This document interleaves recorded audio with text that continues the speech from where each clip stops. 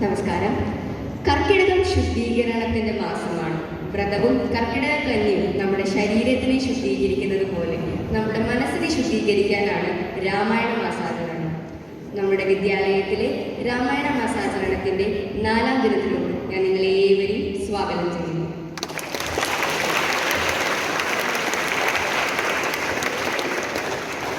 ഈ വേളയിലേക്ക് നമ്മളെ മനസ്സുകൊണ്ടൊരുക്കാൻ പ്രാർത്ഥന ആവശ്യമാണ്.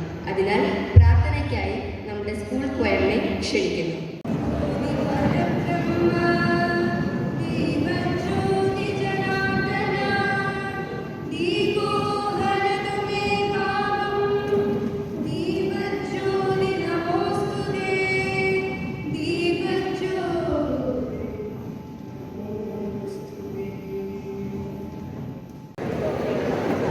ഈ ചടങ്ങിൽ നമ്മോടൊപ്പം ചേർന്നിട്ടുള്ള എല്ലാവരെയും സ്വാഗതം ചെയ്യാൻ ആര്യയെ ക്ഷണിക്കുന്നു.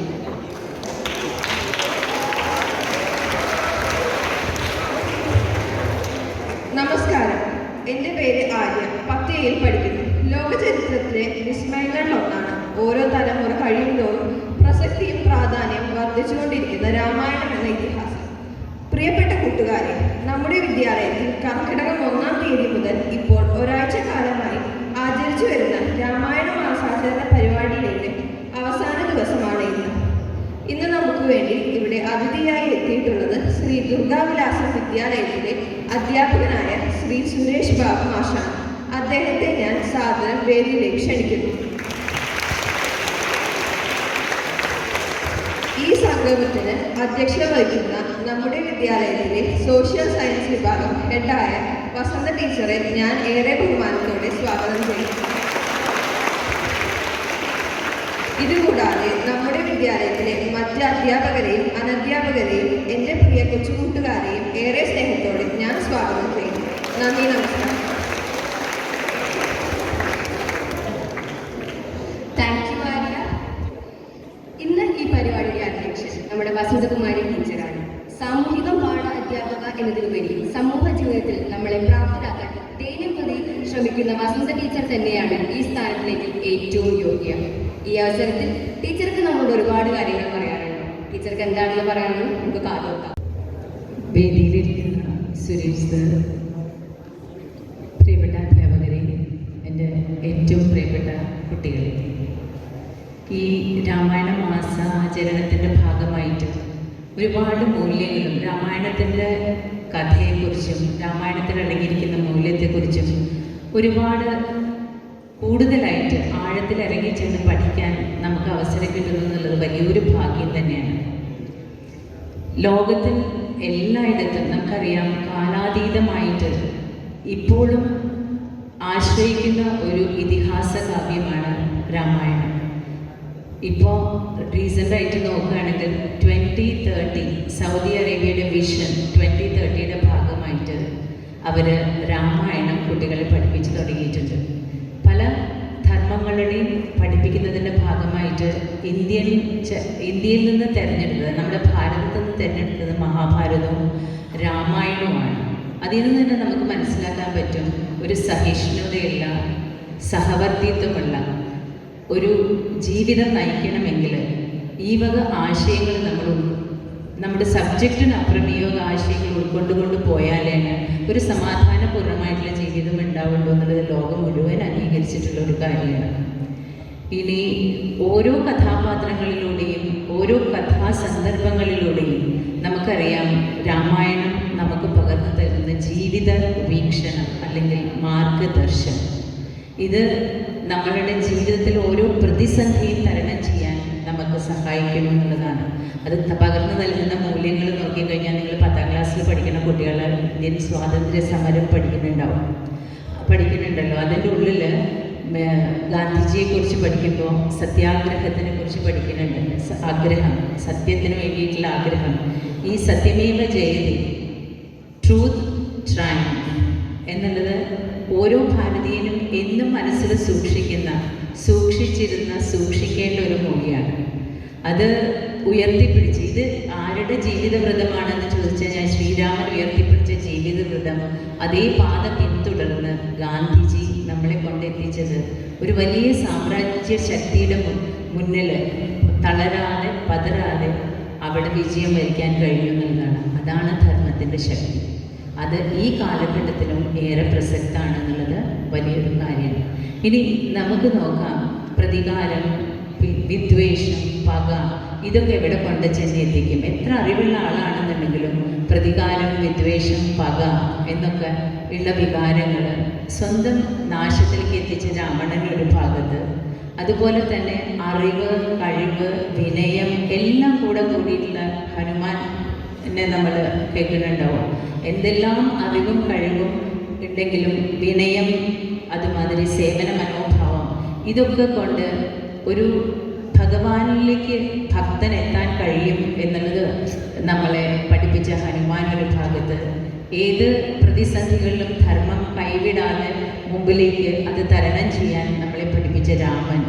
പിന്നെ സ്വാർത്ഥത കൂടുതലുള്ള ഒരു കാലഘട്ടമാണല്ലോ. ഏത് ബന്ധങ്ങളും എങ്ങനെ എനിക്ക് ഉപകാരമാവും എന്ന് നോക്കണതാണ്. ഏത് പൊസിഷനും എങ്ങനെ എനിക്ക് ഉപകാരമാവും, എനിക്ക് പ്രശസ്തി ഉണ്ടാവും എന്ന് നോക്കുന്ന ഒരു കാലഘട്ടത്തിൽ നിസ്വാർത്ഥമായിട്ടുള്ള ബന്ധങ്ങൾ വരച്ചു കാട്ടണ രാമായണം, ഭരതൻ, ശ്രീരാമൻ, ലക്ഷ്മണൻ, ഇവരൊക്കെ ഈ കഥാപാത്രങ്ങളിലൂടെ നമുക്ക് പറഞ്ഞു തരുന്നത് നിസ്വാർത്ഥമായിട്ടുള്ള ബന്ധങ്ങളാണ്, ബന്ധങ്ങളുടെ ആഴങ്ങളാണ് നമ്മളെ പഠിപ്പിക്കുന്നത്. ഇനി നമുക്ക് നോക്കാം, നമ്മളെ എപ്പോഴും ഒരു സാമൂഹ്യ പാഠത്തിൻ്റെ ക്ലാസ് നോക്കിക്കഴിഞ്ഞ് കഴിഞ്ഞാൽ ഇക്വാളിറ്റി, ഫ്രട്ടേണിറ്റി എല്ലാം നമ്മൾ പറഞ്ഞുകൊണ്ടിരിക്കും. പക്ഷേ ഇപ്പോൾ ഈ നമ്മളൊരു ജനാധിപത്യ രാജ്യത്തിൽ തന്നെ ഒരുപാട് വിവേചനങ്ങളാണ് നമ്മളിവിടെ കാണുന്നത്. പക്ഷേ നമ്മൾ രാമായണത്തിലേക്ക് ഇറങ്ങി ചെന്ന് കഴിഞ്ഞാൽ അറിയാൻ പറ്റും, ആ കാലഘട്ടത്തിലും സമഭാവന വലിയൊരു കാര്യമായിട്ടാണ് കൊണ്ട് നടന്നിരുന്നത്. ശബരിയും ശ്രീരാമനും തമ്മിലുള്ള, ലക്ഷ്മണനും ഒക്കെ തമ്മിലുള്ള കൂടിക്കാഴ്ച, വലിപ്പ ചെറുപ്പങ്ങളില്ലാതെ അവർ ഒരുമിച്ച് പോയ ആ ഒരു കാര്യം എല്ലാം നമുക്ക് ജീവിതത്തിൽ ഉൾക്കൊള്ളേണ്ട, വഴികാട്ടേണ്ട കുറേയധികം കാര്യങ്ങളാണ്. ഇത് ഒരു കാലാതീതമായിട്ടുള്ളതാണ്, ഏത് കാലത്തേക്കും ഉൾക്കൊള്ളാൻ പറ്റുന്നതാണ്. അത് എങ്ങനെ വിവേചിച്ചെടുക്കണം, എങ്ങനെ നമുക്ക് ഉൾക്കൊള്ളണം എന്നത് നമുക്ക് തീരുമാനിക്കാം. അതിലത്തെ ഏത് കഥാപാത്രമായാൽ എന്തായിരിക്കും അതിൻ്റെ ഭവിഷ്യത്ത്, അല്ലെങ്കിൽ എന്തായിരിക്കും അതിൻ്റെ ഉന്നമനം എന്നുള്ളത് നമുക്ക് കാണിച്ചു തരുന്നൊരു ഗ്രന്ഥമാണ്. പിന്നെ കുട്ടികളെ നിങ്ങളുടെ പ്രായത്തിൽ നോക്കുമ്പോൾ ഏറ്റവും കൂടുതൽ പ്രാധാന്യമുള്ളൊരു കാര്യം എന്ന് പറയുന്നത് കൂട്ടുകെട്ടാണ്. നമുക്കറിയാം, ഇപ്പോൾ ഓൺലൈൻ കൂട്ടുകെട്ടിൻ്റെയും ഓഫ്ലൈൻ കൂട്ടുകെട്ടിൻ്റെയും ഒക്കെ ഒരു കാലഘട്ടമാണ് ഇത്, അല്ലേ? അപ്പോൾ അവിടെ ഒരു കൂട്ടുകെട്ട് നമ്മളെ എത്ര ഉയർച്ചയിലേക്ക് കൊണ്ടുപോകും, എത്ര താഴ്ചയിലേക്ക് കൊണ്ടുപോകാൻ പറ്റും എന്നുള്ളതൊക്കെ നമുക്ക് വിവരിക്കുന്ന ഒരു ഗ്രന്ഥമാണ്, ഒരു ഇതിഹാസ കാവ്യമാണ് രാമായണം. അവിടെ നമുക്കറിയാം, എത്രയോ ഉന്നതത്തിൽ നിൽക്കുന്ന വലിയ മൂല്യങ്ങളുള്ള സ്നേഹമുള്ള ഒരു സ്ത്രീയായിരുന്നു കൈകേയി. പക്ഷേ ഒരു മന്ധന വിചാരിച്ചു കഴിഞ്ഞ് കഴിഞ്ഞപ്പോൾ നമുക്ക് കൈകേയിയുടെ മനസ്സ് മാറ്റാനും അതുവഴി കുടുംബത്തിനും രാജ്യത്തിനും അവനവന് തന്നെയും അപകീർത്തി ഉണ്ടാക്കുന്ന കുറേ കാര്യങ്ങൾ ഉണ്ടാക്കാനും പറ്റി. അപ്പോൾ ആരെ തിരഞ്ഞെടുക്കണം, എങ്ങനെ തിരഞ്ഞെടുക്കണം, എങ്ങനെ പോകണം എന്നൊക്കെ ഉള്ളത് ഈ കാലഘട്ടത്തിൽ തന്നെ നമ്മളതൊന്നും കൂടെ ആഴത്തിൽ അപഗ്രഥിച്ചു കഴിഞ്ഞാൽ നമുക്കൊന്നും കൂടെ നല്ല തീരുമാനങ്ങളെടുത്ത് നല്ല വഴിക്ക് പോകാൻ പറ്റുമെന്നുള്ളത് എനിക്ക് ഏറ്റവും വിശ്വാസം തോന്നുന്ന ഒരു കാര്യമാണ്. ഇനി ഇതിനെക്കുറിച്ച് കൂടുതൽ അവഗാഹമുള്ള സുരേഷ് ബാബു സാറിന് മുമ്പിൽ ഞാൻ കൂടുതൽ സംസാരിക്കുന്നില്ല. സാറുമായിട്ട് ഒരു എഡ്യൂക്കേഷൻ പ്രോഗ്രാമിൽ പുട്ടപ്പുറത്തേക്ക് പോകാനുള്ളൊരു ഭാഗ്യവും പിന്നെ സാറിൻ്റെ കുറേ ക്ലാസ്സുകളും ഒക്കെ കേൾക്കാനുള്ള ഭാഗ്യം ഉണ്ടായിട്ടുണ്ട്. അത് നിങ്ങൾക്ക് കൂടുതൽ അറിവ് പകർന്നു തരുമെന്ന് എനിക്ക് വിശ്വാസമുണ്ട്. അതുകൊണ്ട് സാറിന് വേണ്ടിയിട്ട് ഈ വേദി നമുക്ക് കൊടുക്കാം. Thank you. രാമായണം എന്നാൽ രാമൻ്റെ അയനമെന്നാണ്. മനസ്സുകൊണ്ടും ചിന്ത കൊണ്ടും രാമൻ്റെ വഴിയിലൂടെ നടക്കുന്നവരാണ് രാമായണ മാസാചാരണം. ഈ സഞ്ചാരത്തെക്കുറിച്ച് കൂടുതൽ വസ്തുനിഷ്ഠമായി സംസാരിക്കാൻ നമുക്ക് നമ്മുടെ വിശിഷ്ടാതിഥി ശ്രീ സുരേഷ് ബാബുവിനെ വേദിയിൽ ക്ഷണിക്കുന്നു. അദ്ദേഹം ശ്രീ ദുർഗാവിലാസം വിദ്യാലയത്തിലെ അധ്യാപകനാണ്. നമുക്ക് അദ്ദേഹത്തിന് പറയാനുള്ളത് കാതോർക്കാം.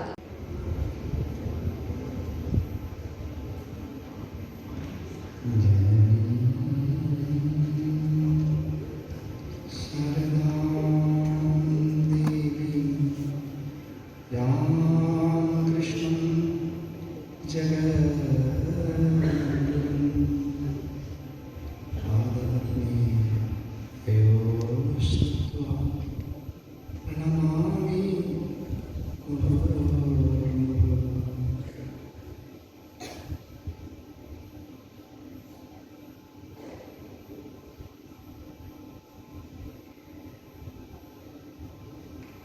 സമാരാധ്യയായ അധ്യക്ഷ വസന്ത ടീച്ചർ, എൻ്റെ പ്രിയ സുഹൃത്തും നിങ്ങളുടെ പ്രിയ അധ്യാപകനുമായിട്ടുള്ള പ്രവീൺ മാഷ്, മലയാള അധ്യാപകനും എൻ്റെ പ്രിയ സുഹൃത്തുമായിട്ടുള്ള ഹരി മാഷ്, എനിക്ക് നേരിട്ട് പേര് വിളിച്ച് പറയാൻ അത്രം പരിചയമില്ലാത്ത പ്രിയ അധ്യാപകർ, ഈ വിദ്യാലയത്തിലെ ഏറ്റവും പ്രിയപ്പെട്ട കുട്ടികൾ, മറ്റ് ബന്ധുജനങ്ങളെ, എല്ലാവരുടെയും പാദങ്ങളിൽ എൻ്റെ വിനീതമായ നമസ്കാരം. ആദരണീയയായ അധ്യക്ഷ, ഏറ്റവും മനോഹരമായ ഭാഷയിൽ ഭാവത്തിൽ രാമായണത്തിൻ്റെ മർമ്മം നിങ്ങളുടെ മുൻപിൽ വെച്ച് കഴിഞ്ഞു. സമഗ്രമായ, നമ്മൾ പറയും ഒരു ബേർഡ്സ് ഐ വ്യൂ എന്ന് നമ്മൾ ഇംഗ്ലീഷിൽ പറയും, വിഹക വീക്ഷണം. മുകളിൽ നിന്നൊരു പക്ഷി നോക്കുമ്പോൾ മൊത്തമായിട്ട് കവർ ചെയ്യുന്നത് പോലെ രാമായണത്തെ സമഗ്രമായി ടീച്ചർ സ്പർശിച്ചു. അപ്പോൾ ടീച്ചറുടെ ആ മനോഹരമായ വാക്കുകൾക്ക് ആദ്യമായി ഞാൻ ഒരു അഭിനന്ദനം അറിയിക്കുന്നു. എല്ലാവർക്കും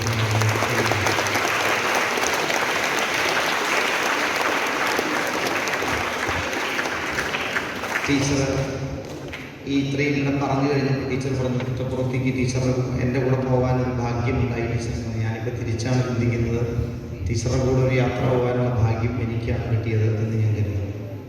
തീർച്ചയായും ഈ വിദ്യാലയത്തിലെ മിടുക്കരായ നിങ്ങൾ ധന്യരാണ്. കാരണം നമ്മളിപ്പോൾ സ്ഥാലീകുലാവ ന്യായം എന്ന് പറയുന്ന സംസ്കൃതത്തിലൊരു ന്യായമുണ്ട്. അതായത് ചോറ് വെന്തോ എന്നറിയാൻ വേണ്ടിയിട്ട് മുഴുവൻ ചോറും എടുത്ത് നോക്കേണ്ട ആവശ്യമില്ല. നമ്മളതിന് ഒരു വറ്റെടുത്തിട്ട് നോക്കിയിട്ട് ഇങ്ങനെ പ്രസ് ചെയ്ത് നോക്കിയിട്ടാണ് വെന്തു എന്ന് പറയുന്നത്. അപ്പോൾ ആ ചോറ് മുഴുവൻ വെന്തു എന്നാണ് അതിനർത്ഥം. അതുപോലെ നമ്മുടെ അധ്യാപകരുടെ ഒരു ക്രോസ് സെക്ഷനായിട്ട് ഒരാൾ ഈ വേദിയിൽ വന്നിട്ട് രാമായണത്തെക്കുറിച്ച് കുറച്ച് വാക്കുകൾ പറഞ്ഞു കേട്ടപ്പോൾ തീർച്ചയായും ഇവിടുത്തെ അധ്യാപകർ രാമായണത്തെ സംബന്ധിച്ച് എത്രമാത്രം ഗൗരവമായി പഠിക്കുന്നവരാണ് എന്ന് വ്യക്തമാവുന്നു. അത്തരത്തിലുള്ള ഗുരുക്കന്മാരുടെ കീഴിൽ പഠിക്കുന്ന നിങ്ങളുടെ ഭാവി ശോഭനമാണ് എന്ന് ഞാൻ ആത്മാർത്ഥമായും യുക്തിപൂർവമായും വിശ്വസിക്കുന്നു. നിങ്ങൾക്ക് എല്ലാവർക്കും ഒരിക്കൽ കൂടി അഭിനന്ദനങ്ങൾ ആ പേരിൽ ഞാൻ അറിയിക്കുകയാണ്. ഇവിടെ സമാരാധ്യയായ അധ്യക്ഷ സ്പർശിച്ചു പോവുകയുള്ള വിഷയങ്ങളിലൂടെ ഭഗവാൻ രമണൻ പറയാറുണ്ട്, there is nothing accident, everything is predestined. എല്ലാം നേരത്തെ നിശ്ചയിക്കപ്പെട്ട കാര്യങ്ങളാണ്. സ്വാഭാവികവും യാദൃശ്ചികവുമായി ആകസ്മികവുമായി ഒന്നും സംഭവിക്കുന്നില്ല. അപ്പോൾ എനിക്ക് തോന്നുന്നു ടീച്ചർ സ്പർശിച്ചു പോയ വിഷയങ്ങളും ഒരുപക്ഷെ ഈ വേദിയിൽ പറയപ്പെടണമെന്ന് ആഗ്രഹിക്കുന്ന വിഷയങ്ങളാണ്. ഗാന്ധിജിയെ സ്പർശിച്ചു. തീർച്ചയായും ഗാന്ധിജിയെ സ്പർശിക്കാതെ നമുക്ക് രാമായണത്തെക്കുറിച്ചൊന്നും പറയാൻ കഴിയില്ല. ഗാന്ധിജി പറഞ്ഞു, education is the drawing of the best in man. മനുഷ്യരിൽ അന്തർലീനമായ നന്മയുടെ ആവിഷ്കരണമാണ് വിദ്യാഭ്യാസം. ഡ്രോയിങ് ഓഫ് ദ ബെസ്റ്റ്, അവനിലുള്ള നന്മയുടെ ആവിഷ്കരണം. എഡ്യൂക്കേഷനെ സംബന്ധിച്ച് വിവേകാനന്ദ സ്വാമികൾ പറഞ്ഞു, it is the manifestation of the perfection already in man. മനുഷ്യരിൽ സ്വതവേ അന്തർലീനമായ പൂർണ്ണതയുടെ ആവിഷ്കാരമാണ് വിദ്യാഭ്യാസം. ഗാന്ധിജി തന്നെ പിന്നീട് ഒരിക്കൽ പറഞ്ഞു, the end of education is character. വിദ്യാഭ്യാസം നേടുന്നതിൻ്റെ ആത്യന്തികമായ ലക്ഷ്യം സ്വഭാവ രൂപീകരണമാണ്. അപ്പം നമ്മളൊക്കെ ഇവിടെ വന്ന് പഠിക്കും, നിങ്ങൾ പല വിഷയങ്ങളും പഠിക്കും. പക്ഷെ ജീവിതത്തിൽ നാം ഈ പഠിച്ച എല്ലാ വിഷയങ്ങളും എപ്പോഴും ആവശ്യമുള്ളതല്ല. ഇതിൽ വളരെ കുറച്ച് വിഷയങ്ങളാണ് ചില സന്ദർഭങ്ങളിൽ നമ്മൾ ഉപയോഗിക്കുക. അപ്പോൾ ഇതിൻ്റെ ടോട്ടാലിറ്റിയിൽ ഒരു ഹോൾസമായിട്ട് നോക്കുമ്പോൾ ഈ വിദ്യാഭ്യാസത്തിൽ നമുക്ക് എന്താണ് കിട്ടേണ്ടത്? നമുക്ക് കിട്ടേണ്ടത് നല്ല മനുഷ്യരെ വാർത്തെടുക്കുക എന്നതാണ്. ഞാനൊരു കഥ നിങ്ങളോട് പറയാം, രാമായണവുമായി ബന്ധപ്പെട്ടതാണ്. കപില മഹർഷി ഒരിക്കൽ ലങ്ക വിസിറ്റ് ചെയ്തു. ലങ്ക നിങ്ങൾക്കറിയാം, നിങ്ങൾക്കെല്ലാവരും പുരാണ കഥകളൊക്കെ അറിയുന്ന കുട്ടികളാണ്. ലങ്ക നടത്തി കാണിച്ചു. രാമായണം വായിക്കുന്നവർക്കറിയാം, 700 യോജന വിസ്തൃതമാണ് ലങ്ക. ത്രികൂട പർവ്വതത്തിന് മുകളിൽ നിലകൊള്ളുന്ന സ്വർണ്ണമയമായ ലങ്ക. അവിടെ ലോകത്തിലുള്ള എല്ലാ അത്ഭുത വസ്തുക്കളും കൊണ്ട് നിറച്ചിരിക്കുക രാമായണം. എന്തെന്തൊക്കെ മനോഹരമായും ആകർഷകമായും ഉണ്ടോ അതൊക്കെ എടുത്തുകൊണ്ട് പോയിട്ട് ലങ്കയിൽ കൊണ്ടുപോയി. അപ്പം അങ്ങനെ എല്ലാ സൗകര്യങ്ങളുള്ള അത്യന്താധുനികമായ എല്ലാ വികസന കാര്യങ്ങളും ഉൾക്കൊള്ളുന്ന ലങ്ക, മനോഹരമായ ലങ്ക. ആ ലങ്ക ഇങ്ങനെ നടത്തി കാണിച്ചു കൊടുത്തു. നല്ലൊരു ഭക്ഷണം കൊടുത്തു. ഈ ലങ്ക മുഴുവൻ നടത്തി കാണിച്ചു. അപ്പൊ രാമായണത്തിൽ നിങ്ങൾക്ക് വായിക്കുമ്പോൾ കാണാൻ പറ്റും ലങ്കയുടെ വർണ്ണനയൊക്കെ ഉണ്ട്. നൃത്തശാലകൾ, സംഗീതശാലകൾ, വേദാധ്യയനം ചെയ്യുന്ന ശാലകൾ, ചിത്രശാലകൾ, അങ്ങനെ അനേകം സൗകര്യങ്ങളോട് കൂടിയ ലങ്കയാണ്. എല്ലാം നടന്നു കണ്ടു. പോകാൻ നേരത്തെ വിസിറ്റേഴ്സ് ഡയറിയിൽ അഭിപ്രായം എഴുതാൻ പറഞ്ഞു കപിലനോട്. അങ്ങനെയല്ലേ, എല്ലാ വിശിഷ്ട അതിഥികൾ വന്നാൽ ഒന്ന് എഴുതി വെക്കുക, ഡേറ്റ് ഒക്കെ എഴുതി വെക്കുക. അത് പിന്നീട് നമ്മുടെ സ്ഥാപനത്തിൻ്റെ ചരിത്രത്തിൽ അത് വലിയ നാഴികക്കല്ലാണ്. പിന്നീട് നമ്മൾ മറച്ചു നോക്കുന്ന സമയത്ത് ഇന്ന വർഷം ഇന്ന ആൾ വന്നിരുന്നു, അദ്ദേഹം ഇങ്ങനെ അഭിപ്രായപ്പെട്ടിരുന്നു. അപ്പൊ ഈ വിസിറ്റേഴ്സ് ഡയറിയിൽ കപിലൻ എഴുതി വെച്ചു, അനധിവിദൂര ഭാവിയിൽ ലങ്ക കത്തിയമരുന്നത് ഞാൻ കാണുന്നു. ഞെട്ടിപ്പോയി രാവണൻ. കാരണം നല്ല ഭക്ഷണം കൊടുത്തു, ഇത് മുഴുവൻ നടത്തി കാണിച്ചു, അങ്ങേയറ്റം മര്യാദയോടുകൂടി വരും. രാവണൻ മര്യാദയുടെയും സൽക്കാരത്തിൻ്റെ കാര്യത്തിൽ അതികേമനാണ്. രാവണനെ ആദ്യമായി കണ്ടപ്പോൾ രാമൻ അനുഭവപ്പെടുന്നുണ്ട്. വിഭീഷണനോട് ചോദിക്കുന്നുണ്ട്, ആരാണ് ഈ പുരുഷഹസ്തി? എന്തൊരു ഉജ്ജ്വലമായ രൂപമാണ്, എന്തൊരു പൗരുഷമാണ്, എന്തൊരു സൗന്ദര്യമാണ്, എന്തൊരു വീര്യമാണ്, ഇദ്ദേഹം ആരാണെന്ന് ചോദിക്കുന്നത്. അപ്പൊ രാവണൻ വലിയ കേമന പല കാര്യങ്ങളിലും ഒരൊറ്റ കാര്യത്തിലെ കുഴപ്പമുള്ളൂ. എന്താണത്? ലോകത്തിലെ നല്ലതൊക്കെ എൻ്റേതായിരിക്കണം എന്ന ഒരു വലിയ സ്വാർത്ഥത അദ്ദേഹത്തിനുണ്ടായിരുന്നു. ഇവിടെ ആരാധ്യയായ അധ്യക്ഷൻ എന്നോട് പറഞ്ഞു, സ്വാർത്ഥത വെടിയാനാണ് രാമായണം നമ്മെ പഠിപ്പിക്കുന്നത്. അപ്പോൾ ഇതെല്ലാം നടത്തി കാണിച്ച് ഇദ്ദേഹം ഇങ്ങനെ എഴുതിയപ്പോൾ നെഞ്ചിലൊരു ഇടിവെട്ട് കിട്ടിയതുപോലെ നടുങ്ങി രാവണൻ. വേറെ വല്ലവരുമായിരുന്നെങ്കിൽ അപ്പം തന്നെ രാവണന്റെ വാളിൽ ഗുണമാവും. പക്ഷെ ഇത് കപില മഹർഷിയാണ്. ഒരൊറ്റ നോട്ടം കൊണ്ട് തന്നെ ലങ്കയെ ഭസ്മീകരിക്കാൻ അവശക്തിയുള്ള ആളാണ്. അതുകൊണ്ട് അദ്ദേഹത്തിന് ഒന്നും ചെയ്യാൻ പറ്റില്ല. അദ്ദേഹം ആകെ വിഷമത്തോടുകൂടി കണ്ണൊക്കെ നിറഞ്ഞ് രാവണൻ ഇങ്ങനെ നിൽക്കുക. എന്താണ് ഇങ്ങനെ എഴുതി വെച്ചത്? മഹർഷീശ്വരന്മാർ ആരുടെയെങ്കിലും പ്രീതിക്ക് വേണ്ടിയോ ആരെയെങ്കിലും സന്തോഷിപ്പിക്കാൻ വേണ്ടിയോ ആരോടെങ്കിലും ദേഷ്യം കൊണ്ടോ ഒന്നും പറയുന്നവരല്ല. അവർ ത്രികാലജ്ഞാനികളാണ്. അവരെന്താണോ പറയുന്നത് അതിന് മീനിങ് പിന്നാലെ വരിക ചെയ്യും. ഋഷീനാം പുനരാധ്യാനാം രാജമർത്ഥോനുധാവത്തെ. ഋഷീശ്വരന്മാർ പറഞ്ഞു പോകും, അർത്ഥം പിന്നാലെ വരുമെന്നാണ് പറയുന്നത്. അപ്പൊ അവര് പറഞ്ഞാൽ അത് നിശ്ചയമായി നടക്കും. അപ്പൊ ലങ്ക കത്തിയമരുന്നു എന്ന വാർത്ത കേട്ട് നടുങ്ങി രാവണൻ ഇങ്ങനെ നിൽക്കുക. എന്താ ഇങ്ങനെ പറയാൻ? ഞാൻ എന്തു പിഴച്ചു? അപ്പോ കപിലൻ തന്നെ അത് വിശദീകരിച്ചു. കപില മഹർഷി പറഞ്ഞു, ഹേ സമ്രാട്ട്, വലിയ സൗകര്യങ്ങളോടുകൂടി ഈ ലങ്കപണിത ഹേ രാവണ പ്രഭു, അവിടുന്ന് ഇവിടം ഒന്നിൻ്റെ ഈ സ്ഥലത്ത് ഞാൻ ഒന്നിൻ്റെ അഭാവം കാണുന്നു. എന്തിൻ്റെ അഭാവമാണ് കാണുന്നത്? ഒന്നിൻ്റെ deficiency. You lack one thing. അതെന്താണ്? ഇവിടെ മനുഷ്യനെ നിർമ്മിക്കുന്ന ഒരു ശാല ഞാൻ കണ്ടില്ല. ഇവിടെ എല്ലാ ശാലകളുമുണ്ട്, പക്ഷെ മനുഷ്യരെ നിർമ്മിക്കുന്ന മാൻ മേക്കിംഗ് നടത്താനുള്ള ഒരു ശാല ഞാൻ എങ്ങും കണ്ടില്ല. അതുകൊണ്ട് ഇത് വൈകാതെ കത്തിയമരും. പിന്നീട് എന്താണ് നമ്മൾ കണ്ടത്? ഹനുമാൻ ആദ്യം വന്നിട്ട് തീ വെച്ചു ലങ്കയ്ക്ക്, അല്ലേ?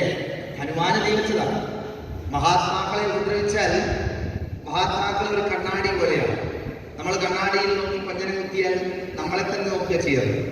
അതുപോലെ ഹനുമാൻ എന്ന് പറയുന്നത് സ്വാർത്ഥത്തെ, സെൽഫിഷ്നെസ്സിനെ സമ്പൂർണ്ണമായി സറണ്ടർ ചെയ്ത ഒരു അത്ഭുത പുരുഷനാണ്. അദ്ദേഹത്തിന് തന്റേതായ ഒരു വിചാരമില്ല, ദേഹബോധം പോലും ഇല്ല. ഹനുമാൻ രാമന്റെ മോതിരം കൊണ്ട് കൈ കൊടുത്ത സമയത്ത് കയ്യിൽ നിന്ന് വാങ്ങിച്ചിട്ട് ഈ ചീറിയടിക്കുന്ന പാരാവാരത്തെ നോക്കി ഭയപ്പെട്ട് നിൽക്കുന്ന വാനര സമൂഹത്തിൽ നിന്ന് ഒരാൾ മുൻപോട്ട് വരികയാണ്. എന്നിട്ട് പറയാണ്, രാമന്റെ മോതിരം എന്റെ കയ്യിലുണ്ടെങ്കിൽ ഞാൻ ഈ സമുദ്രത്തെ സപതി ദരിദ്രം ഞങ്ങൾ ദേശപ്രവരരെ ഖേദിയായിരുന്നുമേ മമ ജനക സദൃശന അഹം അതിശബലം വരെ മാനേന പോകുന്ന ആശ്രയശാലയെ. ഞാൻ എൻ്റെ അച്ഛനായ വായു ഭഗവാന്റെ വേഗത്തില് ഈ കടൽ ചാടിക്കിടന്ന് ഞാൻ പോയി കാര്യം സാധിച്ചു വരുമെന്ന് പറഞ്ഞ് ചീറിയടിക്കുന്ന കടൽ 100 യോജന ഒറ്റ കുതിപ്പിന് ചാടുക. അത്രയ്ക്കും വലിയൊരു മഹാത്മാവാണ്. തൻ്റെ ശരീരത്തെക്കുറിച്ചോ തൻ്റെ മരണത്തെക്കുറിച്ചോ തൻ്റെ ജീവനെക്കുറിച്ചോ ഒന്നും ചിന്തിക്കാൻ ഹനുമാന് സാധിക്കില്ല. ഹനുമാന്റെ മുമ്പിൽ ഒന്ന് മാത്രമേ ഉള്ളൂ, തൻ്റെ മിഷൻ. തന്നെ ഏൽപ്പിച്ച ഒരു മഹാത്മാവിന് മിഷനുണ്ട്. ആ മിഷൻ അനുസരിച്ച് തനിക്ക് ചെയ്തു തീർക്കാൻ ഒരു മിഷനുണ്ട്. അതുകൊണ്ട് മറ്റൊന്നും തന്നെ മുമ്പിൽ വിഷയമല്ല. അദ്ദേഹം അതിനകത്ത് ഒറ്റ ചാട്ടം ചാടിയ ആളാ. അത്രയും വലിയൊരു മഹാത്മാവിനെ പിടിച്ചാണ് വാലിന് തീ വെച്ചത്. അപ്പൊ എന്താ സംഭവിച്ചത്? ആ തീയ് ലങ്കയിലേക്ക് പടർന്നു. ലങ്കയെ മുഴുവനും കത്തിച്ചു. ലങ്ക മുഴുവനും കത്തിച്ചപ്പോൾ രാമായണത്തിൽ നിങ്ങൾ വായിക്കുമ്പോൾ കാണാം, നിങ്ങളൊക്കെ വീട്ടിൽ രാമായണം വായിക്കണം. നിന്ന നിൽപ്പിൽ ഇങ്ങനെ ആളുകൾ ഇങ്ങനെ വെന്ത് വീഴുകയാണ്. രാക്ഷസ സ്ത്രീകളൊക്കെ കുടവയ്ക്ക് തീ പിടിച്ച് അങ്ങനെ ഓടി നടക്കുകയാണ്. ഒരുപക്ഷെ എല്ലാ സൗകര്യങ്ങളും ലങ്കയില്ലേ, അതുകൊണ്ട് എല്ലാവരും നല്ല പട്ട് സാരിയൊക്കെ കൊടുത്തിട്ടുണ്ടോ. പട്ടിനൊക്കെ തീ പിടിച്ചാലുള്ള അവസ്ഥ അറിയാലോ, അത് ശരീരത്തിലേക്ക് അങ്ങ് ഒട്ടിപ്പിടിക്കുകയും ചെയ്യാം. അങ്ങനെ നിന്ന നിൽപ്പിൽ വെന്തുരുകി മരിച്ചു വീഴുന്ന സ്ത്രീകൾ നിലവിളിക്കുകയാണ്.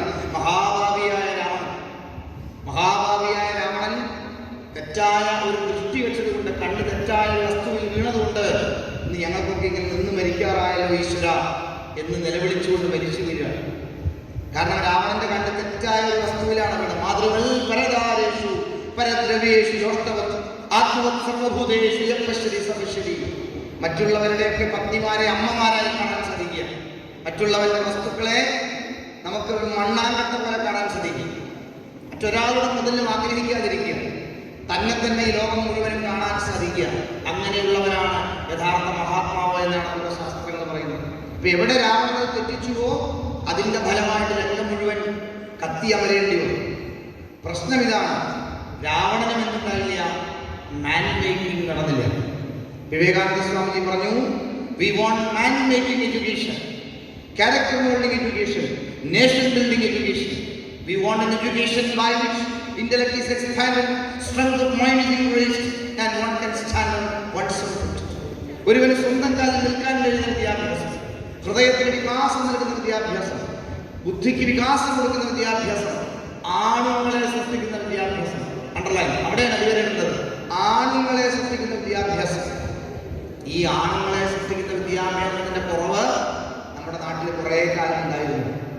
കാരണം ഈ നാട്ടിലെ ആണുങ്ങളെ ഭയപ്പെട്ട ഇംഗ്ലീഷുകാര് ഈ നാട്ടിൽ നടപ്പിലാക്കിയ ഇംഗ്ലീഷ് വിദ്യാഭ്യാസമാണ്. ആ വിദ്യാഭ്യാസത്തിലൂടെ മെക്കാളെ പ്രഭു ആവശ്യപ്പെട്ടതും ആഗ്രഹിച്ചതുമായ ഒരു കാര്യമുണ്ടായിരുന്നു. മെക്കാളെ എഴുതുന്നത് ബ്രിട്ടീഷ് പാർലമെന്റിൽ പ്രസംഗിച്ചു, ഞാൻ ഇന്ത്യ മുഴുവനും സഞ്ചരിച്ചു. I have traveled the length and breadth of India, but I was not able to see a single beggar or a thief. ഭാരതം മുഴുവനും യാത്ര ചെയ്തിട്ട് എനിക്കൊരു കള്ളനെയോ ഭിക്ഷക്കാരനെയോ കാണാൻ സാധിച്ചില്ല. ശരിക്കും പഠിക്കണം നമ്മൾ ഈ ചരിത്രം. നമ്മൾ ഇംഗ്ലീഷുകാരെ ചരിത്രം പഠിക്കുമ്പോൾ എന്താ പഠിക്കുക? ഭാരതം ദരിദ്രമായിരുന്നു, ഇവിടെ ഭക്ഷണം ഉണ്ടായിരുന്നില്ല, വിദ്യാഭ്യാസം ഉണ്ടായിരുന്നില്ല. ഇതൊക്കെ ഇംഗ്ലീഷുകാരൻ തെറ്റായ ചരിത്രമാണ്. മെക്കാളെ തന്നെ അവിടെ ചെന്ന് പറയുകയാണ്, ഇന്ത്യ മുഴുവൻ യാത്ര ചെയ്ത് എനിക്കൊരു കള്ളനെയോ ഭിക്ഷക്കാരനെയോ കാണാൻ കഴിഞ്ഞില്ല. ഇങ്ങനെ പോയാൽ ഇന്ത്യയെ തോൽപ്പിക്കാൻ കഴിയില്ല. തോൽപ്പിക്കണമെങ്കിൽ എന്താ വഴി? ആ നാട് മഹത്വപൂർണമായി അതിൻ്റെ മനതാരിൽ കാത്തു സൂക്ഷിക്കുന്ന പവിത്രമായ സങ്കല്പങ്ങളെ മുഴുവൻ ഒന്നൊന്നായിട്ട് അവഹേളിച്ച് അപമാനിച്ച് തകർക്കണം. അതിനുവേണ്ടി ഇംഗ്ലീഷ് വിദ്യാഭ്യാസം നടപ്പിലാക്കി. ആ വിദ്യാഭ്യാസം നടപ്പിലാക്കിയ ചരിത്ര പുസ്തകങ്ങൾ ഇങ്ങനെ എഴുതി വെച്ചു.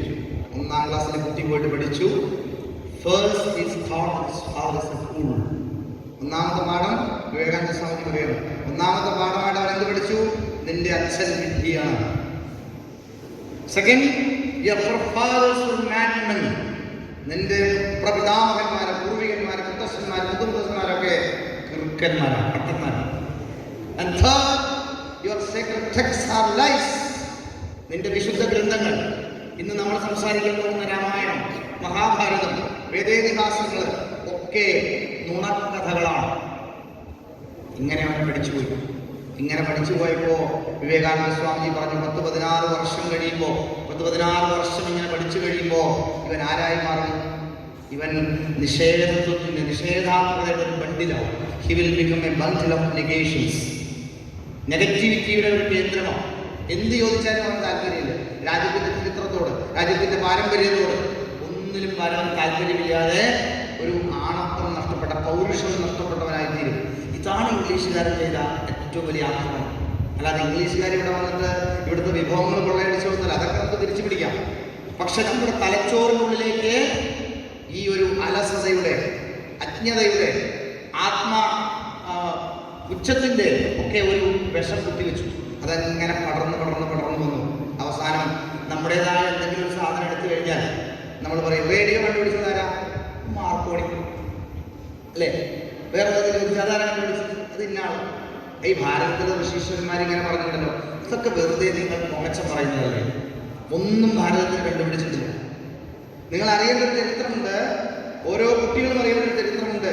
ഭാരതീയനായ ജഗദീഷ് ചന്ദ്ര ബോസിന്റെ പേപ്പേഴ്സ്, അദ്ദേഹത്തിന്റെ തീസിസ് ഒരിക്കലും അംഗീകരിക്കാൻ ഇംഗ്ലീഷുകാർ തയ്യാറായിരുന്നു.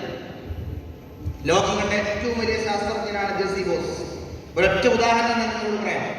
ക്രെസ്കോഗ്രാഫ് എന്ന് പറയുന്ന അദ്ദേഹം ഒരു യന്ത്രം കണ്ടുപിടിച്ചു, സ്വന്തമായിട്ട് ഉണ്ടാക്കിയതാണ്. ഒരു ചെടി വളരുന്നത് കണ്ടുപിടിക്കാൻ അദ്ദേഹം ഉണ്ടാക്കിയ സ്വന്തമായി ഉണ്ടാക്കിയ യന്ത്രമാണ്.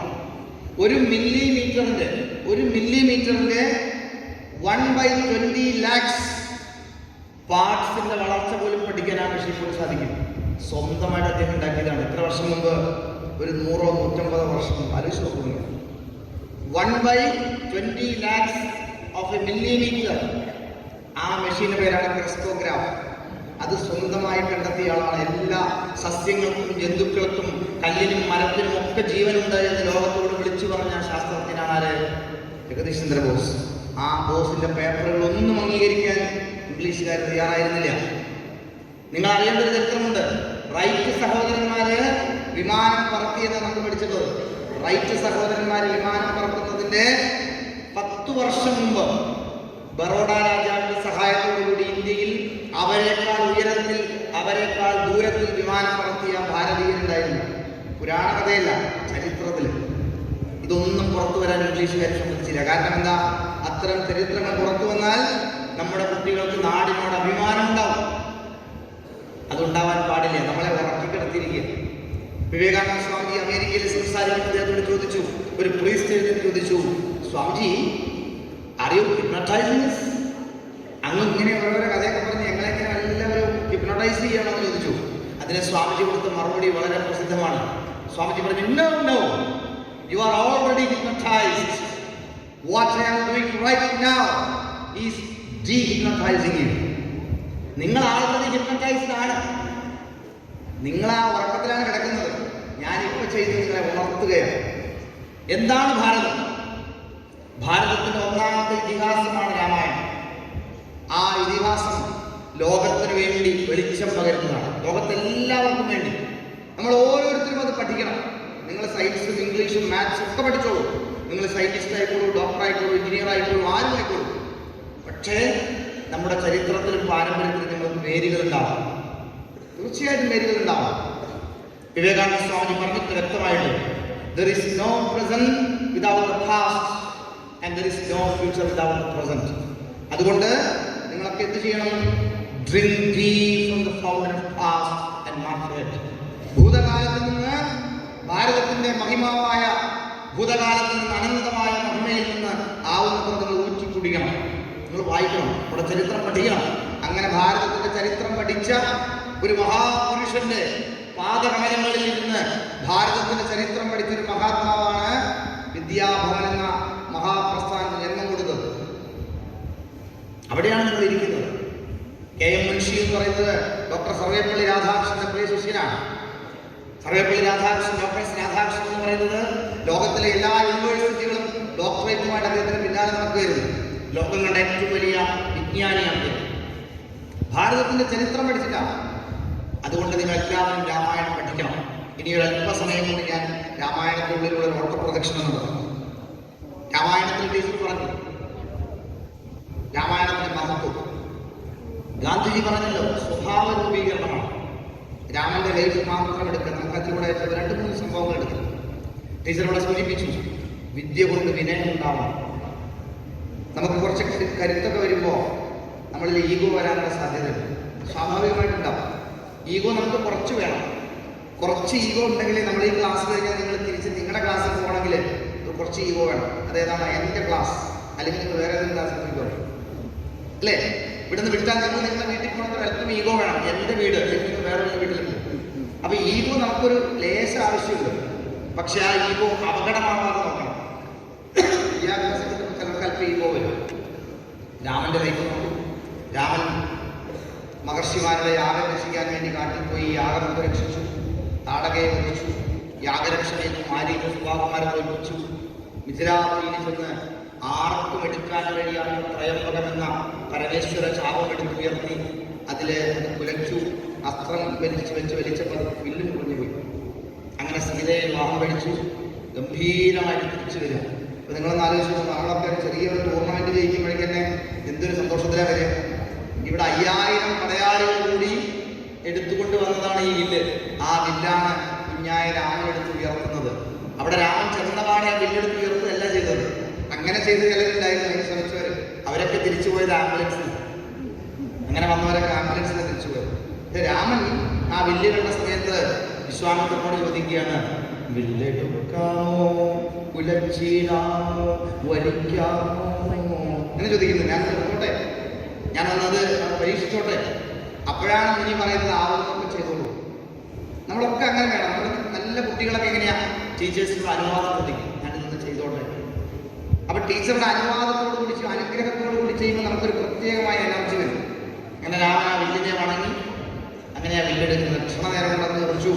അങ്ങനെ സീതാദേവി വിവാഹം വെച്ച് വലിയ ഗംഭീരമായ വരവാണ്. ആ സമയത്താണ് വഴിയിൽ തടഞ്ഞുകൊണ്ട് രാമൻ, ഞാൻ ഒഴിഞ്ഞുണ്ടോ രാമൻ ഈ ത്രിഭുവനത്തിൽ, ഞാനില്ലാണ്ട് ഈ മൂന്ന് ലോകത്ത് വേറൊരു രാമൻ, എന്താണ് അതിന് ആവശ്യം എന്ന് ചോദിച്ച് കണ്ണുകളിൽ നിന്ന് അഗ്നി പാറിപ്പിറക്കുന്ന ജടാകുടങ്ങൾ കയ്യിൽ ഉയർത്തിപ്പിടിച്ച വെൺമഴുവുമായിട്ട് ആചാരബാഹുവായ ഒരു മഹാകാലന്റെ അവതാരമായ പരശുരാമൻ മുന്നിൽ നിൽക്കുക. ആ പരശുരാമന്റെ കേട്ടോടുകൂടി രാജാക്കന്മാരൊക്കെ ബോധം കെട്ടു വീണു. എന്താ കാരണം? കഴിഞ്ഞു, ഇനി ഒരു തിരിച്ചു പോക്കില്ല. കാരണം രാജാവിനെ കേട്ടാൽ അദ്ദേഹത്തിന് അത്ര ദേഷ്യം. നമ്മുടെ ഈ ഹൈവേയിലൊക്കെ ആക്സിഡന്റ് ഒക്കെ നടന്നാൽ വിളിക്കാനായിട്ട് ടോൾ ഫ്രീ നമ്പർ വെച്ചിട്ടുണ്ടാവും അല്ലേ? അതുപോലെ അന്നത്തെ കാലത്ത് ഒരു ടോൾ ഫ്രീ നമ്പറാണ് പരശുരാമൻ. അതിൽ വിളിച്ചാൽ മതി. ഇവിടെ ഒരു രാജാവ് പ്രശ്നം ഉണ്ടാക്കുമെന്ന് പറഞ്ഞ് വിളിച്ചാൽ അപ്പോൾ പരശുരാമൻ വന്നിട്ട് സ്പോട്ടിൽ ആളുടെ അത് വിളിച്ചു പോകും. ഇതാണ് പരശുരാമന്റെ ഡ്യൂട്ടി. എന്താണ്? ദുഷ്ടന്മാരായ രാജാക്കന്മാരെ എവിടെയുണ്ടോ അവിടെ വന്ന് ഇവരെ അവസാനിപ്പിക്കാനാണ് വിഷ്ണു അദ്ദേഹത്തെ ഏൽപ്പിച്ച ജോലി. അതുകൊണ്ട് രാജാക്കന്മാർ മുഴുവൻ പരശുരാമൻ കേട്ടാൽ ഗരുഡന്റെ നിഴലടിച്ച പാമ്പ് പോലെ കിടക്കും. പരശുരാമനെ കണ്ടുള്ള രാജാക്കന്മാർ, കുറേ രാജാക്കന്മാരുണ്ട്, സാമന്തന്മാരെ കൊണ്ട് കൂടെ പടയിൽ. അവരൊക്കെ താഴെ വീണ് കിടക്കുക. 1, 2, 3 കൗണ്ടൗൺ, അങ്ങനെ 3, 2, 1 എണ്ണി കൊണ്ട് കിടക്കുക. കാരണം ഇപ്പം കഴിയുന്നതാണ്. ദശരഥൻ പരശുരാമന്റെ കാലത്തിൽ വീണ് നമസ്കരിച്ച് പറഞ്ഞു, രക്ഷിക്കണേ രാമദത്തനെ, ദേഷ്യപ്പെടരുതേ. ഒന്നും മൈൻഡ് ചെയ്യാൻ പോയില്ല പരശുരാമൻ. ഈ ദശരഥന്റെ പ്രാർത്ഥനയൊന്നും മൈൻഡ് ചെയ്തില്ലേ? രാമന്റെ നേരെ തിരിഞ്ഞു പറഞ്ഞു, നീ വലിയ വില്ലാളിയാണെന്ന് കേട്ടല്ലോ, അവിടെ ശിവന്റെ ശാപം കുറിച്ച് കേട്ടല്ലോ, എങ്കിൽ എൻ്റെ കയ്യിലുണ്ട് ഒരു വൈഷ്ണവം മഹാസാരം, എൻ്റെ കയ്യിലുണ്ട് ഒരു ശാപം, ഇതൊന്നും എടുത്ത് പ്രയോഗിക്കുക കാണണ്ട. നീ ഇതെടുത്ത് പ്രയോഗിച്ചാൽ എന്നോട് ഞാൻ യുദ്ധം ചെയ്യും, അല്ലെങ്കിൽ എല്ലാത്തിനും കൊല്ലുന്നു. വേണമെങ്കിൽ നമ്മളൊക്കെയാണെങ്കിൽ സാധാരണ നിലയ്ക്ക് എന്താ പറയുക, ശിവന്റെ വില്ലോടിച്ചിട്ടാണ് ഞാൻ വരുന്നത്, എന്നിട്ട് ഈ കരിമ്പ് തണ്ട് പോലുള്ള നിങ്ങളുടെ വില്ലോട്ടല്ലേ. പക്ഷേ രാമൻ എന്താ പറയുന്നത് നോക്കൂ, രാമന്റെ വിനയം എവിടെയാണ്? രാമൻ പരശുരാമനെ തൊഴുത് പറയുകയാണ്, മഹാനുഭാവന്മാരാം പ്രൗഢാത്മാക്കൾ വല്ലാതെ ബാലന്മാരോടിങ്ങനെ തുടങ്ങിയാൽ ആശ്രയം അവർക്കെന്തോന്നുള്ളത് തോന്നിതേ, സ്വാശ്രമപ്രജം ഇങ്ങനെ വലിക്കല്ലോ, വില്ലിങ്ങു തന്നാലും ഞാനാകിലോ കുലച്ചിടാം, അല്ലായെങ്കിൽ തിരുവുള്ള കേടുണ്ടാക വേണ്ട. തരും, ഞാൻ നോക്കട്ടെ, പറ്റുമോ നോക്കട്ടെ, പറ്റിയില്ലെങ്കിൽ എന്നോട് കൊടുക്കണം, അങ്ങേപോലെയുള്ള ആളുകളല്ലേ നിങ്ങളെ രക്ഷിക്കേണ്ടത് എന്നൊക്കെ പറഞ്ഞ് വിനീത വിധേയനായി ആ വില്ലും കണ്ട് വാങ്ങിച്ചു. ആ വില്ലും വാങ്ങിച്ച ഒരൊറ്റ നിമിഷം കൊണ്ട് അതങ്ങോട്ട് വളച്ചു. വളയ്ക്കാന്ന് വെച്ചാൽ അത്ര എളുപ്പമല്ല ആണോ? ഇപ്പൊ നമ്മളൊക്കെ, നമ്മുടെ പുതിയ തലമുറ, ഞാനും നിങ്ങളുമൊക്കെ നമ്മുടെ പരാക്രമം മുഴുവൻ ഈ വിരലിലല്ല. കാരണം ഇതുകൊണ്ട് കുത്തി ഇതിലാണ് നമ്മുടെ ശക്തി മുഴുവൻ കിടക്കുന്നത് അല്ലേ? ഇപ്പൊ അങ്ങനെ ഒരു വില്ലൊക്കെ വളക്കേണ്ടി വന്നാൽ നമ്മുടെ എല്ലാ വളകളും വില്ല് വളയില്ല. ഇവിടെ രാമൻ അതിന് ഒരു തല ചവിട്ടി പിടിച്ച് ഒറ്റ വളക്കലാണ്. അതിന് ഞാണ് കെട്ടി എന്നിട്ട് അസ്ത്രം വെച്ച് കാതോളം വലിക്കണം. ഇല്ലാളികളൊക്കെ സാധിക്കും കാതോളം വലിക്കാൻ. മഹാഭാരതത്തില് നിങ്ങൾ വായിച്ചിട്ടുണ്ടാവും, ഭീഷ്മര് അസ്ത്രം ദേഹത്ത് തറയ്ക്കുന്ന സമയത്ത് പറയുന്നുണ്ട്, പാസിംഗ് ഓഫ് ഭീഷ്മ എന്ന് പറയുന്നൊരു ഭാഗത്ത് രാജഗോപാലാചാര്യയുടെ മഹാഭാരതത്തിന്റെ ട്രാൻസ്ലേഷൻ ഉണ്ട്. അതിൽ അദ്ദേഹം പറയുന്നുണ്ട്, these arrows are Arjuna's because they tears my flesh. ഈ അസ്ത്രങ്ങൾ അർജുനന്റെയാണ്, ശിഖണ്ഡിയുടെ നോട്ട് ശിഖണ്ഡിൻസ്. കാരണം ഇതെന്റെ മാംസത്തിലേക്ക് തുളഞ്ഞു കയറുകയാണ്. കാതോളം വലിച്ചു വിടാൻ കഴിയുന്നവന്റെ അസ്ത്രമാണിത്. അതുകൊണ്ട് ഇറ്റ് മസ്റ്റ് ബി അർജുനാസ്. ഇത് ആരുടെ ആയിരിക്കും ഈ അമ്പുകൾ? അർജുനന്റെയാണ്. മഹാവില്ലാളികളൊക്കെ സാധിക്കുള്ളൂ. അങ്ങനെ രാമൻ അസ്ത്രം വെച്ചെങ്കിൽ വലിച്ചിട്ട് ചോദിക്കുകയാണ്, മാർഗണം നിഷ്ഫലമായിടാ, എന്റെ അസ്ത്രം വെറുതെ അവിടെ നേരത്ത് ഇത്ര നേരം പുലിയായിരുന്ന പരശുരാമൻ കണ്ട എലിയെ കൈകൾ തലയിൽ വെച്ച് കൂപ്പിക്കൊണ്ട് പറഞ്ഞു, അവിടുന്ന് ആരെന്ന് ഞാൻ മനസ്സിലാക്കി, എൻ്റെ ശക്തിദാ മുഴുവൻ ഞാൻ അങ്ങേക്ക് നൽകുന്നു എന്നും പറഞ്ഞ് രാമനതിൻ്റെ ശക്തിയൊക്കെ പകർന്ന് തിരിച്ചു പോവുക. നോക്കൂ, നാം എത്രമാത്രം നാം എഡ്യൂക്കേറ്റഡ് ആണോ, എത്രമാത്രം നാം സമൂഹത്തിൽ ഉയർന്നവരാണോ, അത്രമാത്രം നാം വിനീതമായി പെരുമാറേണ്ടി. നാം വാഹനത്തിലേക്ക് ചേറിപ്പാൻ പോകുമ്പോൾ റോഡ് ക്രോസ് ചെയ്യാനായിട്ട് ഒരു പാവം വയസ്സായ അമ്മൂമ്മ ഒരു മുത്തശ്ശൻ നിൽക്കുന്നുണ്ടെങ്കിൽ നിങ്ങൾ എന്താ ചെയ്യേണ്ടത്? ഞാൻ പോയിട്ട് പോയാൽ മതി എന്നാണ്? ഇല്ല, നിങ്ങളവിടെ നിർത്തി അവരെ കണ്ടെത്തി വിടണം. നമ്മളെക്കാൾ ശക്തി കുറഞ്ഞവനെ സഹായിക്കാൻ വേണ്ടിയാണ് നമ്മുടെ ശക്തി. അത് കഴിഞ്ഞ് കൊട്ടാരത്തിൽ നിന്ന് കുറച്ചു കാലം കഴിഞ്ഞപ്പോൾ രാമനെ രാജാവാക്കാൻ പോവുകയാണ്. ഇതറിഞ്ഞ സമയത്ത് നേരത്തെ പറഞ്ഞു, ദുഷ്ടന്മാരുമായുള്ള കൂട്ടുകെട്ടാണ് ജീവിതത്തിലെ വലിയ പ്രശ്നം അല്ലേ? മന്ധരിയുമായുള്ള കൂട്ടുകെട്ടുകൊണ്ട് കജ്ജളം പറ്റിയാൽ സ്വർണ്ണവും നിഷ്പ്രഭം, സ്വർണ്ണമാണെങ്കിലും ചടി പറ്റിയാൽ നിറമങ്ങും. അതുകൊണ്ട് കൂട്ടുകെട്ട് വളരെ ശ്രദ്ധിക്കണം. രാമായണം നമുക്ക് നൽകുന്ന ഉപദേശം ഒരുപാട് ഉപദേശമുണ്ട്, അതിലൊന്നാണ്. അങ്ങനെ മന്ധരയുടെ വാക്ക് കേട്ട് കൈകേയി എന്ന് ഭരതനെ രാജാവാക്കണമെന്നൊക്കെ ഡിമാൻഡ് ചെയ്തു. രാജാവിന് അത് സഹിക്കാൻ പറ്റാതെ ബോധം കെട്ട് വീണു. രാമൻ ഇതറിഞ്ഞു വന്നു. രാമൻ സന്തോഷത്തോടു കൂടി പറയുകയാണ്, ഞാൻ കാട്ടിൽ പോകണം, എനിക്ക് ഒരു വിഷമമില്ല. എന്താ കാരണം? നമ്മുടെ മുൻപിൽ സമ്പത്തായാലും എന്താ, വിപത്തായാലും എന്താ? സമ്പത്തൗച വിപത്തൗച മഹതാ ഏകരൂപത ഉദയേ സവിതാരക്ത രക്തസ്തമയേ തഥാ സമ്പത്തൗച വിപത്തൗച മഹതാ ഏകരൂപത. രാവിലെ സൂര്യൻ ചുവപ്പ, സന്ധ്യയ്ക്ക് അസ്തമിക്കുമ്പോഴും ചുവപ്പ. ആപത്താവട്ടെ സമ്പത്താവട്ടെ, മഹാത്മാക്കളിൽ മാറ്റമില്ല. കാടോ നാട്, നാടാണോ നാട്. അതാണ് രാമൻ. ഇപ്പൊ രാമനിൽ നിന്ന് നമ്മൾ പഠിക്കേണ്ട നമ്മുടെ ക്യാരക്ടറിന്റെ, നമ്മുടെ മൈൻഡിന്റെ ആ ഒരു ഇക്വിലിബ്രിയം എങ്ങനെ മെയിൻറ്റെയിൻ ചെയ്യാം. ഒരു സാഹചര്യത്തിലും പതറാതിരിക്കും. കാട്ടിൽ പോകണമെന്ന് പറയുമ്പോൾ ബോധം കെട്ട് വീഴല്ലേ? അച്ഛൻ ബോധം കിട്ടും, പക്ഷെ രാമൻ ബോധം കെടില്ല. രാമൻ ശരിയായ ബോധമുള്ള ആളാണ്. രാമൻ കാട്ടിലേക്ക് പോകാൻ തയ്യാറായി. രാമൻ അങ്ങനെ പോകാൻ തയ്യാറായപ്പോൾ ലക്ഷ്മണൻ കൂടെ പോകാൻ തയ്യാറായി, സീത പോകാൻ തയ്യാറായി. അങ്ങനെ അവർ കാട്ടിൽ താമസിക്കുന്ന സീതാദേവിയെ ബന്ധപ്പെട്ടപ്പോൾ ആ രാമനെ സഹായിക്കാൻ വാനരന്മാർ വരെ തയ്യാറായി. വാനരന്മാരെന്ന് പറഞ്ഞാൽ എന്താ? മനസ്സ് തീരെ ഏകാഗ്രമാകുന്ന ആളുകളാണ് വാനരന്മാർ. നമ്മുടെ ഉള്ളിലൊക്കെ തിരിച്ച വാനരന്മാരുണ്ട്. അതുകൊണ്ടാണ് ഞാൻ എനിക്കിവിടെ ഇരിക്കുമ്പോൾ എല്ലാവരെയും കാണാം. ഇപ്പം എത്ര പേര് ഇവിടെ ശ്രദ്ധിക്കുന്നുണ്ട്, എത്ര പേര് വർത്തമാനം പറയുന്നുണ്ട്. നിങ്ങളെ നിരീക്ഷിക്കാൻ വേണ്ടിയിട്ട് 8ഓളം ടീച്ചേഴ്സ് നിങ്ങളുടെ ഇടയിൽ ഇരിക്കുന്നു. ഞാൻ ഇവിടെ നിന്ന് എണ്ണുന്നുണ്ട്. ഏതാണ്ട് 250ഓളം ആളുകളാണ് ഈ ഹോളിലിരിക്കുന്നത്. അതും ഞാൻ എണ്ണീയിട്ടുണ്ട്. അപ്പോൾ ഇവരൊക്കെ ഇവിടെ ഇരുന്നിട്ടും ഇവരുടെ കണ്ണു വെട്ടിച്ചിട്ടും നിങ്ങൾ സംസാരിക്കുന്നുണ്ട്. എൻ്റെ മുന്നിൽ തന്നെ സെക്കൻഡ് റോയിൽ തന്നെ 2 മിടുക്കിമാർ കുറേ നേരം കഥ പറഞ്ഞിട്ടുണ്ട്. ഞാൻ അവരൊക്കെ കണ്ടിട്ടുണ്ട്, അവരെന്നെയും കണ്ടിട്ടുണ്ട്. അപ്പോൾ ഇതൊക്കെ എന്തുകൊണ്ടാണ്? നമ്മുടെ ഉള്ളിൽ ഒരു കുഞ്ഞ് ഒരു കുട്ടിക്കൊരങ്ങനെ ഉറങ്ങുന്നുണ്ട് അല്ലേ? അപ്പോൾ അങ്ങോട്ട് ചാടണം, ഒന്ന് ഇങ്ങോട്ട് ചാടണം. നമ്മുടെ മനസ്സിനെ നിൽക്കില്ല. അവിടെ നമ്മുടെ മനസ്സിനെ ഏകാഗ്രമാക്കി നിർത്താൻ ആർക്കാ സാധിക്കുക? ഒരു ഉയർന്ന ആശയത്തിന് സാധിക്കും.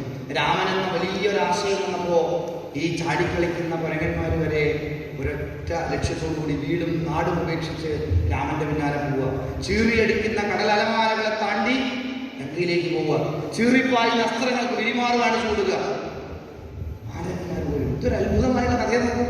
അപ്പൊ എവിടെയാണ് ഒരു ആദർശശാലിയായ ഒരാളുള്ളത്, ആ സമൂഹം സ്വാഭാവികമായും അദ്ദേഹത്തിന് കീഴിൽ സംഘടിക്കും. നമ്മുടെ നാടിന്റെ ചരിത്രം അതാണ്, ഇപ്പോഴും നടന്നുകൊണ്ടിരിക്കുകയാണ്. മഹത്തായ ആദർശമുള്ളവർ നയിക്കാനുണ്ടെങ്കിൽ രാജ്യം മുഴുവൻ അവരെ കൂടെ ഒന്നിച്ചു തീർക്കും, അതല്ലെങ്കിൽ ചേർക്കും. ഇത് രാമന്റെ രാജ്യമാണ്. അതുകൊണ്ട് നാളെ നിങ്ങൾ ഓരോരുത്തരും രാമന്മാരാണ്. ഈ നാടിനെ കുറിച്ചൊരു പാട്ട് പാടും. ഈ നാടിനെ കുറിച്ച് പാടുന്ന പാട്ടെന്താണെന്നറിയോ? എവിടെയാണോ ബാലികമാർ ശ്രീദേവി രൂപം, ബാലകരോരോ രാമന്മാർ. ഓരോ ആൺകുട്ടിയും രാമനാണ്, ഓരോ പെൺകുട്ടിയും സീതയാണ്.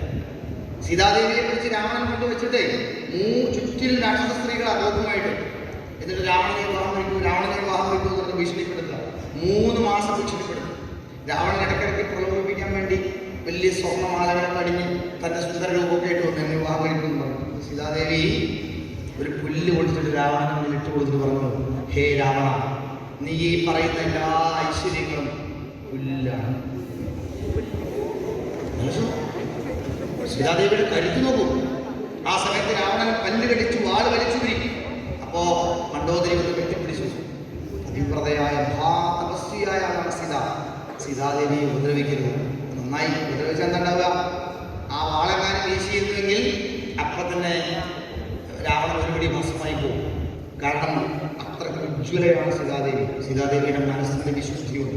ഇപ്പം നമ്മുടെ പെൺകുട്ടികളെ കുറിച്ച് വിവേകാനന്ദ സ്വാമി പറഞ്ഞിട്ടുണ്ട്, നിങ്ങൾ പഠിച്ചോളൂ, സ്വന്തം കാലിൽ നിന്നോളൂ, വണ്ടി ഓടിച്ചോളൂ, കരാട്ടെ പഠിച്ചോളൂ, പ്രൊവൈഡഡ്. നിങ്ങളുടെ മാതൃക ആരായിരിക്കണം? ആരായിരിക്കണം പറയൂ? സീതയായിരിക്കും. നിങ്ങളുടെ മാതൃക സീതയായിരിക്കും. അതുകൊണ്ട് നിങ്ങൾ രാമായണം പഠിക്കണം, ആഴത്തിൽ പഠിക്കണം. രാമായണം നിങ്ങൾക്ക് വെളിച്ചമേകട്ടെ. എല്ലാവരെയും ഭഗവാൻ ശ്രീരാമചന്ദ്രൻ അനുഗ്രഹിക്കട്ടെ. ഒരുപാടുണ്ട് പറയാം. 9:30 നിർത്തണം. എനിക്ക് എൻ്റെ കുട്ടികൾ എന്നെ കാത്തിരിക്കുന്നുണ്ട്, അങ്ങോട്ട് പോകണം. പിന്നീട് നമുക്ക് മറ്റൊരവസരത്തിൽ കണ്ടുമുട്ടാം. രാമൻ്റെ മാതാപിതാക്കളോടുള്ള സ്നേഹവും സഹോദരങ്ങളോടുള്ള ബന്ധവും സുഹൃത്തുക്കളോടുള്ള ബന്ധവും പത്നിയോടുള്ള അഗാധമായ സ്നേഹവും ഒക്കെ പഠന വിഷയമാക്കേണ്ടതാണ്. നിങ്ങളെല്ലാവരും രാമായണം പഠിക്കുക. രാമനെ പോലെ ഉജ്ജ്വല വ്യക്തിത്വങ്ങളായി രൂപപ്പെടുക. അങ്ങനെ നിങ്ങളിലൂടെ ഭാരതാംബ വീണ്ടും ഉണർന്ന് വിജയിയായി വൈഭവശാലിയായി ലോകത്ത് വീണ്ടും നയിക്കുന്ന നാളുകൾ നമുക്ക് കാണാൻ സാധിക്കണം. വന്ദേ മാതരം. പുതിയ തലങ്ങളിലോട്ട് ഞങ്ങളുടെ ചെറിയെ കടത്തിവിട്ടതിന് നന്ദി സാർ. ഈ വേദി ധന്യമാക്കാൻ വന്നെത്തിയ സാറിന് ഞങ്ങളുടെ വക ഒരു സ്നേഹോപകാരം സമ്മാനിക്കാനായി വസന്ത ടീച്ചറെ ക്ഷണിക്കും. ഏറ്റുമാറാനായി സുരേഷ് ബാബു സാർ.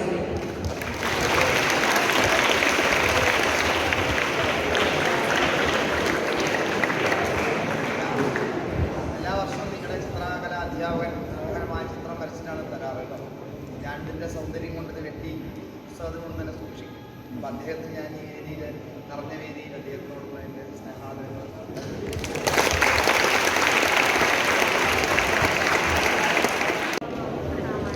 അടുത്തതായി ഒരു കവിതയായാലോ? കവിതയ്ക്കായി ദേവികയെ ക്ഷണിക്കും.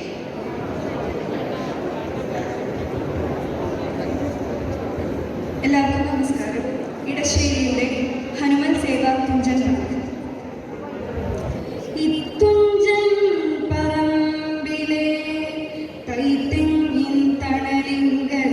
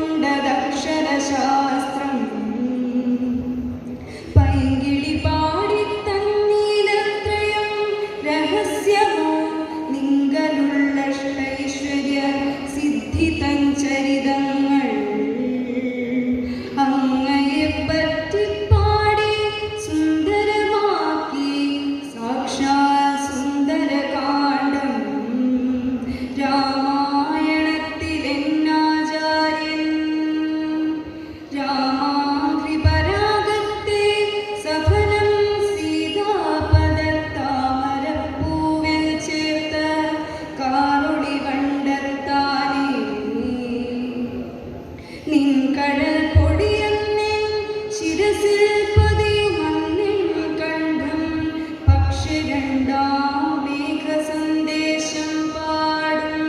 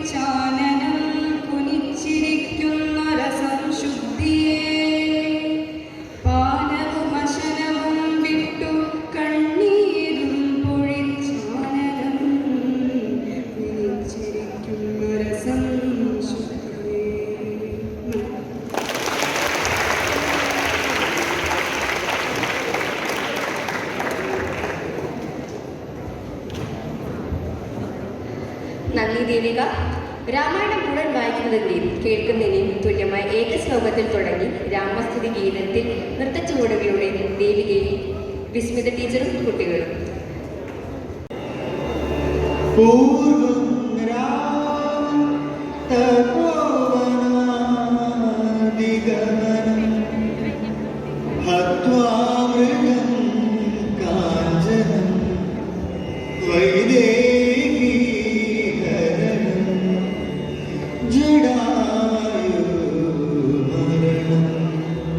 सुग्रीव बाली निग्रहणं समुद्रतरणं लङ्कापुरी दहनं पश्चाद्रावणं कुम्भकर्णहननं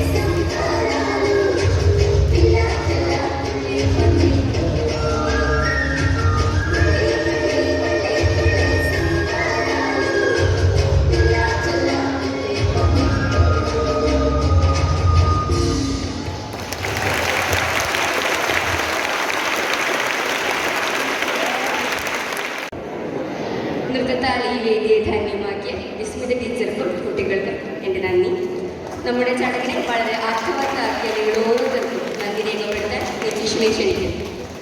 നമസ്കാരം, ഞാൻ കിഷൻ ജെയിംസ്, 10യിൽ പഠിക്കുന്നു. വേദിയിലിരിക്കുന്ന വിശിഷ്ടാതിഥി ശ്രീ സുരേഷ് ബാബു മാസ്റ്റർക്ക്, അധ്യക്ഷ വസന്തകുമാരി ടീച്ചർക്ക്, അഭിനന്ദ ഗുരുജനങ്ങളെ, എൻ്റെ പ്രിയ കൂട്ടുകാരെ, എല്ലാവർക്കും നമസ്കാരം. ഇന്നെന്നിൽ നിക്ഷിപ്തമായിരിക്കുന്ന കർത്തവ്യം ഏവർക്കും നന്ദി പ്രകടിപ്പിക്കുകയാണ്.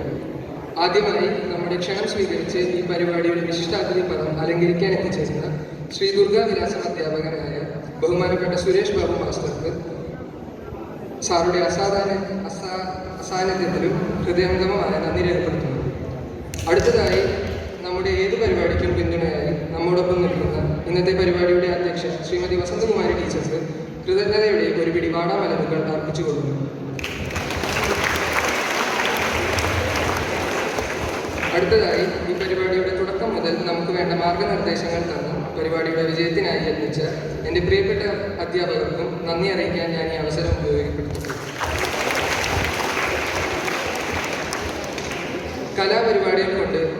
കലാപരിപാടികൾ അവതരിപ്പിച്ച് നമ്മളെ രസിപ്പിച്ച ദേവിക ദീപത്തിനും വിസ്മിത ടീച്ചർക്കും എല്ലാ വിദ്യാർത്ഥികൾക്കും ഞാൻ എൻ്റെ ഹൃദയത്തിൽ നിന്നും നന്ദി അറിയിക്കുന്നു. അതിനോടൊപ്പം ഈ പരിപാടിയെ അതിമനോഹരമായി സംഘടിപ്പിച്ച മേധയ്ക്കും ആര്യയ്ക്കും ഞാൻ നന്ദി രേഖപ്പെടുത്തുന്നു. അവസാനമായി എൻ്റെ എല്ലാ പ്രിയ കൂട്ടുകാർക്കും നന്ദി പ്രകടിപ്പിച്ചുകൊണ്ട് നിർത്തുന്നു. ജയ് ശ്രീരാം. നന്ദി, നമസ്കാരം. ഈ വേദി മനോഹരമായി തീർക്കാൻ ഇവിടെ എത്തിയ എല്ലാവർക്കും നന്ദി പ്രകടിപ്പിച്ചു